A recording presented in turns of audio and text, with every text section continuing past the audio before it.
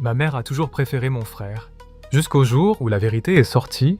Depuis l'enfance, j'ai toujours senti qu'il y avait une différence entre mon frère et moi, une préférence silencieuse mais constante, quelque chose que personne ne disait ouvertement mais que tout le monde voyait. Lui était le centre de l'attention, celui qu'on protégeait, celui qu'on excusait, et moi j'étais celui qui devait faire mieux, toujours mieux, sans jamais vraiment recevoir la même reconnaissance. Et au début je pensais que c'était normal, que c'était juste une phase, que ça finirait par s'équilibrer. Alors j'ai travaillé dur, à l'école, dans la vie, j'ai essayé d'être parfait, pensant qu'un jour ma mère serait fière de moi, de la même manière qu'elle l'était de lui. Mais ce jour n'est jamais venu. Parce que même quand je réussissais, elle trouvait toujours quelque chose à redire. Alors que lui, même en échouant, recevait du soutien, des encouragements, des excuses, et en grandissant, la différence est devenue encore plus évidente, surtout quand l'argent est entré en jeu. Mon frère a commencé à accumuler les dettes, à faire de mauvais choix, à vivre au-dessus de ses moyens, et ma mère a commencé à l'aider financièrement, encore et encore, même quand il ne faisait aucun effort pour changer.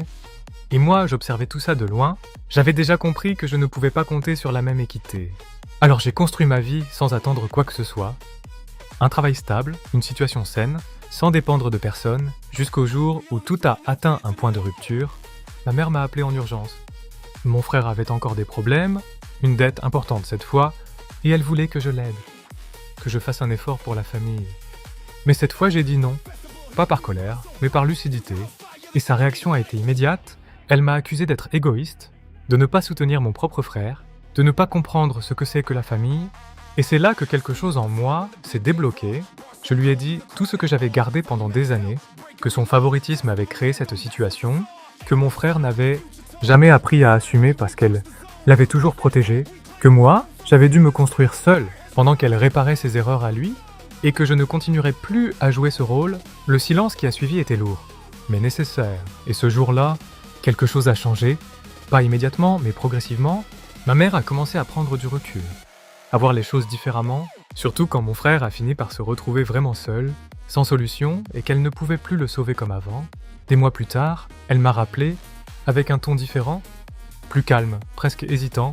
Elle m'a dit qu'elle comprenait enfin, qu'elle réalisait qu'elle avait fait une erreur en traitant les choses de cette manière, que son intention n'était pas de créer une injustice, mais que c'était ce qu'elle avait fait malgré elle, et pour la première fois, elle s'est excusée, pas parfaitement, mais sincèrement, et même si ça n'a pas effacé le passé, ça a changé notre relation. Aujourd'hui, les choses sont plus équilibrées, mon frère a dû apprendre à se débrouiller seul, à assumer ses choix, et moi, j'ai enfin arrêté de chercher une validation que je n'aurais jamais dû attendre. Parce qu'au final, certaines dynamiques familiales ne changent que quand quelqu'un décide d'y mettre fin.